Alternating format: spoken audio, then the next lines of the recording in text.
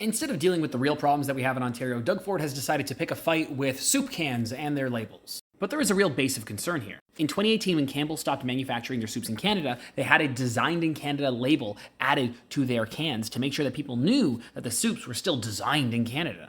That doesn't really matter though, because it's not made in Canada. And these labels, especially now with the tariff war, are kind of misrepresenting what the can is. And of course, the label salesman himself, Doug Ford, says that he wants to rip that label off. And I understand where Doug Ford is coming from, but he's kind of doing this like faux authoritarian Trumpy thing, where he's demanding that they bring manufacturing back to Ontario. But for what cause? Why are they going to bring manufacturing back to Ontario? Doug is frustrated because he has done everything in his power to be pro-business, but he is still losing businesses in Ontario. Part of that is within his control, part of that is outside of his control. And I actually think that the Fed should make legislation that standardizes labels and how we can tell if something is Canadian or not. You know how we have that blue cow to tell us that it's made with Canadian dairy? A system like that. But fundamentally, labels on soup cans is not something that is within Doug Ford's control. What is in Ford's control is nurse-to-patient ratios, classroom sizes, healthcare and education funding, highways and traffic and transportation, housing, all the things that are going piss poor in this province. But that's what Doug is doing when he talks about these soup can labels. He is trying to distract us from the real issues because he knows that he has no solutions